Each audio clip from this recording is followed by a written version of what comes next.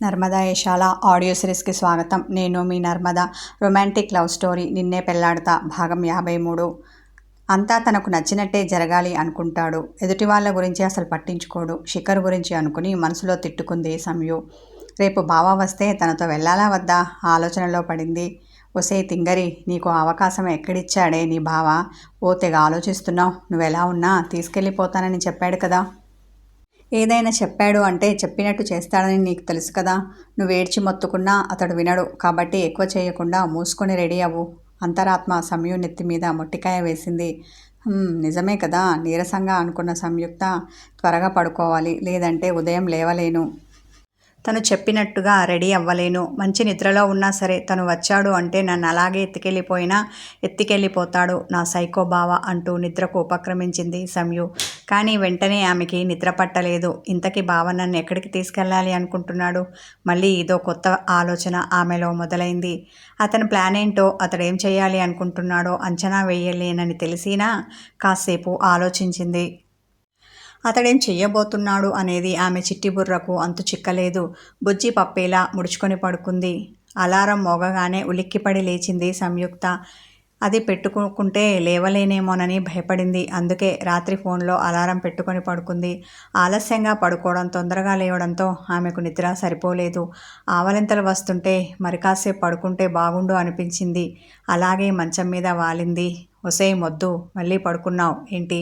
మీ బావ సంగతి తెలిసి కూడా అలా ఎలా పడుకోగలుగుతున్నావు? దెబ్బలు తినాలనుందా? ఎవరో అన్నట్టు వినిపించి గబుక్కున లేచి వాష్రూమ్కి పరిగెత్తింది బ్రష్ చేసుకుంటూ. అవును, ఇందాక ఎవరలా మాట్లాడింది, నన్ను నిద్రపోకుండా చేసింది? ఆమె మట్టి బుర్రకు వచ్చిన ఆలోచన ఇది. నేను కాక ఇంకెవరు? ఆమె అంతరాత్మ ఆమె డిప్ప మీద ఒక్కటిచ్చింది. అవును కదూ. ఇహిహి పళ్ళు కనిపించేలా నవ్వింది సంయు. నవ్వింది చాలు కానీ త్వరగా తెములు. ఆమె అంతరాత్మ ఆమెని గుర్రుగా చూసినట్టు అనిపించి గబగబా స్నానం చేసి డ్రెస్అప్ అయింది. తల దువ్వుకుంటూ ఉండగా, రెడీ అయితే కిందికి రా. శిఖర్ నుంచి ఆమె సెల్ ఫోన్కి మెసేజ్ వచ్చింది. ఆల్రెడీ అతడు వచ్చి గేటు బయట వెయిట్ చేస్తూ ఉన్నాడు. మెసేజ్ చూసి ఈ సైకోగాడు అన్నట్టే వచ్చేశాడుగా కచ్చాగా అనుకుంది. చిన్న పర్సులో తన సెల్ ఫోన్ని పెట్టి అది చేత్తో పట్టుకొని ఎవరూ చూడకుండా బయటికి వచ్చింది. ఎవరైనా చూస్తే ఎక్కడికి ఏంటి అని ఆరా తీస్తారు అన్న భయంతో అటూ ఇటూ దిక్కులు చూస్తూ బయటపడింది. శిఖర్ గేటు ముందు ఆపిన కారుకి ఆనుకొని స్టైల్గా నిలబడ్డాడు. సంయుక్త రాగానే కార్ ఫ్రంట్ డోర్ ఓపెన్ చేశాడు. ఇంత పొద్దున్నే నన్ను ఎక్కడికి తీసుకెళ్తున్నావు? కూర్చుంటూ అడిగింది. చెప్పకపోతే రావా? అతను డ్రైవింగ్ సీట్లో కూర్చొని సీటు బెల్ట్ పెట్టుకున్నాడు. సూర్యుడు అప్పుడప్పుడే చీకటి తెరలను తొలగించుకొని చిన్నగా బయటికి వస్తున్నాడు. నేను రాను అంటే నువ్వు ఊరుకుంటావా? కోపంతో గుర్రుగా చూసింది. తెలుసుగా, మరెందుకు అడుగుతున్నావు అన్న అతడు కారును ముందుకు తోలాడు. కారు సిటీ వైపు కాకుండా మరోవైపు వెళ్ళడం చూసి ఇటెక్కడికి కంగారు పడింది సంయుక్త. ఆమెను ఓరకంట చూసి ముసిముసిగా నవ్వాడు శిఖర్. ఆమె అడిగిన దానికి సమాధానం చెప్పలేదు కానీ, బాగా ట్రెడిషనల్గా తయారై వచ్చావు. నేను ఎక్కడికి తీసుకెళ్తున్నానో గెస్ చేశావా అన్నాడు. తల అడ్డంగా ఊపింది. నీకిష్టం కదా, అందుకని చీర కట్టుకున్నాను. తెలియకుండానే నోరు జారింది. అవునా? అతని కళ్ళు చిన్నవయ్యాయి. అతడలా ఆశ్చర్యపడగానే, కాదు కాదు, నువ్వు త్వరగా రమ్మన్నావు కదా, పైన ఇదే కనబడింది, అందుకని కట్టుకున్నాను. అయినా నువ్వు నాకు ఏం వేసుకోవాలి అని ఆలోచించేటంత టైం ఇచ్చావా? లేదు కదా. పైగా ఎక్కడికి తీసుకెళ్తున్నావో కూడా చెప్పలేదు. అందుకే కబోర్డ్లో పైన కనిపించింది తీసి కట్టుకున్నాను. దీనికి నువ్వు ఏదేదో అర్థాలు వెతక్కు. తన మాటల్లో ఉడుకుబోత్తనం చూపించింది సంయు. అలాగా, నేనింకా నా కోసం అనుకున్నాను అన్న అతడు చిరునవ్వు నవ్వాడు. నువ్వంటేనే నాకు ఇష్టం లేదు. అలాంటిది నీకోసం ఎందుకు చీరలో రెడీ అవుతాను? రోషంతో మూతి తిప్పింది సంయు. ఎప్పటినుంచి? పొడిగా అన్నాడు. ఏంటి ఎప్పటినుంచి? కాస్త అర్థమయ్యేలా మాట్లాడు. ముఖం చిట్లించింది. నీకు బుర్ర అంటూ ఉంటే కదా అర్థం కావడానికి అనగానే, ఇలా మాటిమాటికి నాకు బుర్ర లేదని అనకు. నాకు ఒళ్ళు మండుతుంది. నాకు మైండ్ లేదనే నేను డిగ్రీ వరకు చదివానా? ఎదురు ప్రశ్నించింది. ఆమె అడిగిన దానికి శిఖర్ కిసుక్కున నవ్వి, అబ్బో చదివావులే మా గొప్పగా అన్నాడు. సంయుకి చాలా కోపం వచ్చింది. అతన్ని కొరకొరా చూసింది. నీకు ఇలా చూడడం తప్ప ఏమీ రాదు, కానీ నన్ను హేట్ చేయడం ఎప్పటి నుండి మొదలుపెట్టావు అని అడుగుతూ కారు ఆపేసి సీట్ బెల్ట్ తీశాడు. ఎప్పటి నుండో ఏంటి? మొదటి నుండి నువ్వంటే నాకు ఇష్టం లేదు, అందుకే నీతో పెళ్ళి వద్దంటున్నాను అన్న సంయుక్త మనసులో బాధను తనలోనే నొక్కిపెట్టింది. అలాగా అన్న అతడు మళ్ళీ సైడ్ స్మైల్ ఇచ్చాడు. అతడు కారు దిగి ఆమె వైపు ఉన్న కారు డోర్ ఓపెన్ చేసి ఇక దిగు అన్నాడు. వచ్చేసామా అన్న సమయం కారు దిగింది.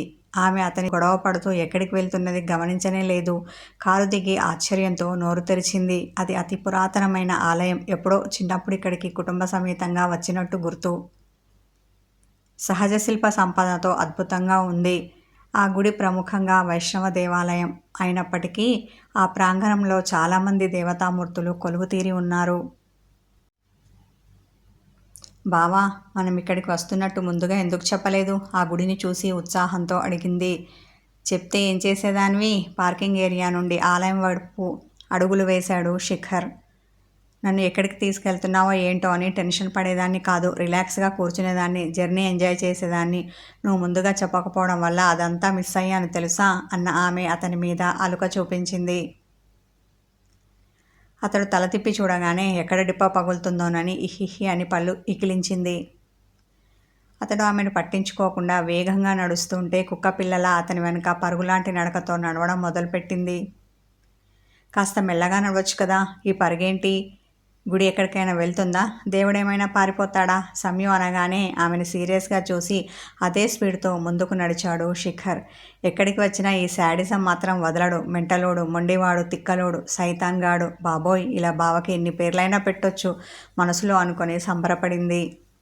ఇప్పుడు తెలియదు, కానీ ఆమెకు మరి కాసేపట్లో తెలుస్తుంది మరో పేరు కూడా పెట్టొచ్చని. గుడిలో ఉన్న పంతులు గారు వీళ్ల కోసం ఎదురు చూస్తూ ఉన్నట్టుగా రండి అని వీళ్ళని చూసి ఆహ్వానం పలికాడు. బావా, ఈయన నీకు ముందే తెలుసా అనుకుంది. మొదట స్వామివారి పేరు మీద చేయించాడు శిఖర్. ఆ తర్వాత పంతులు గారి చెవిలో ఏదో చెప్పాడు. సమయం ఇదంతా పట్టించుకోకుండా కళ్ళు మూసుకొని స్వామికి దండం పెట్టుకుంటూ ఉంది. పంతులు గారు ఎలాంటి మంత్రాలు చదువుతున్నారో కూడా పట్టించుకోలేదు. బావకేమీ కాకుండా చూడు అని మనసులో గట్టిగా మొక్కుకుంది సంయు. మెడ మీద చల్లగా తగిలేసరికి ఉలిక్కిపడి కళ్ళు తెరిచింది. తన చేతులతో మెడను తడిమింది. ఆమె చేతులకు మెడ మీద ఉన్న శిఖర్ చేతులు తగిలాయి. ఆమెకు గిలిగింత పుట్టగా కిలకిలా నవ్వుతూ, ఏం చేస్తున్నావు బావా? ఇది గుడి తెలుసా అంది. అతడేదో చిలిపి పని చేస్తున్నాడని భ్రమపడింది. అతడు చెయ్యాలి అనుకున్నది చేసేసి ఆమె నుదుటి మీద కుంకుమ పెట్టి ఇప్పుడు చూసుకో అన్నాడు. ఏం చూసుకోవాలి? ఆమె అనుమానంతో అతన్ని చూసింది. అతడు చూపుడు వేలుతో అక్కడ ఉన్న అద్దాన్ని చూపించాడు. భక్తులు దేవుని బొట్టు పెట్టుకుంటే చూసుకోవడానికి ఏర్పాటు చేయబడిన అద్దం అది. అక్కడ ఉన్న అద్దంలో తన ముఖాన్ని చూసుకుంది. దేవుడి కుంకుమ సరిగ్గానే పెట్టావు, కానీ పాపెట్లో ఎందుకు పెట్టావు? అది పెళ్ళైన వాళ్ళు పెట్టుకుంటారు అనుమానంతో అడిగింది సంయు. ఏ లోకంలో ఉన్నావు? షార్పుగా ఆమెను చూశాడు శిఖర్. ఇది గుడి కదా, భక్తిభావంతోనే ఉన్నాను. చిరుకోపంతో అతన్ని చూసి బుంగమూతి పెట్టింది. అతను ఆమెను అలాగే చూస్తూ ఉన్నాడు. అతని చూపుకి ఆమె తడబడింది. ఈ సైకోకి ఏమైంది? ఇలా చూస్తున్నాడు. మెడ మీద ఇంకా చల్లచల్లగా అనిపించడంతో చెయ్యి పెట్టి తడిమి చూసుకుంది. చేతికి తగిలిన దాన్ని ముందుకు లాగి చూసింది. అంతే, కరెంట్ షాక్ కొట్టిన దానిలా బిగుసుకుపోయింది. ఇదెలా జరిగిందో అర్థం కాక ఆమె బుర్ర పనిచేయడం మానేసింది. నివ్వెరపోయి ఉన్న సంయుక్త రెక్క పట్టుకొని గర్భగుడి ముందుకు తీసుకొని వచ్చాడు శిఖర్. పంతులు గారు, ఇప్పుడు మా ఇద్దరి పేరు మీద అర్చన చేయండి. సంయు చిటికెన వేలిని తన చిటికెన వేలితో పట్టుకున్నాడు. అలాగే మంచి ఆశీర్వాదం కూడా ఇవ్వండి అని వినయంతో తల కొద్దిగా వంచి నిలబడ్డాడు. పంతులు గారు తల ఆడించి ధర్మపత్ని సమేతస్య అంటూ అర్చన చేయడం మొదలుపెట్టాడు. ఇందాకటి నుండి తెల్లబోయి చేష్టలు ఉడిగిన దానిలా ఉన్న సంయుక్త ధర్మపత్ని అన్న మాట వినగానే వాస్తవంలోకి వచ్చింది. తన మెడలో ఉన్న తాలిబొట్టుని చేత్తో పట్టుకొని ఇది కలనా నిజమా అని అలాగే వాటిని చూసింది. ఒక్కొక్కటి అరకాస్తో పసుపు తాడికి గుచ్చి ఉన్న మంగళసూత్రాలు కళ్ళకు కనిపిస్తుంటే కల కాదని అర్థమైంది. కానీ ఇదంతా ఎప్పుడు ఎలా ఆమె చిన్న బుర్ర క్యాలిక్యులేషన్ చేయలేకపోయింది. పంతులు గారు పూజ చేయడం పూర్తి అయ్యాక ఇద్దరు జంటగా ఆశీర్వాదం తీసుకున్నారు. సంభావన సమర్పించుకొని తీర్థప్రసాదాలు తీసుకొని అక్కడి నుండి పక్కకు వచ్చారు. మెడలో తాళిపడ్డప్పటి నుండి సంయుక్త మరబొమ్మ అయ్యింది. మైండ్తో మనసుతో పని లేకుండా అతడే చెప్తే అది చేస్తోంది. ఎలాంటి గొడవ పెట్టుకోకుండా గోల చేయకుండా ఆమె యాంత్రికంగా తన వెంట నడుస్తూ రావడం చూసి బాగానే ఉన్నావా అన్నాడు. తల అడ్డంగా ఊపింది. ఏమైంది? ఏమీ తెలియనట్టు అడిగాడు. చేసిందంతా చేసి ఎలా అడుగుతున్నాడు చూడు. రోషంతో అతన్ని చూసింది. మరి నువ్వు అలా అంటే నేను ఇలా చేయవలసి వచ్చింది. తప్పు నీది, నాది కాదు. భుజాలు కదిపాడు శిఖర్.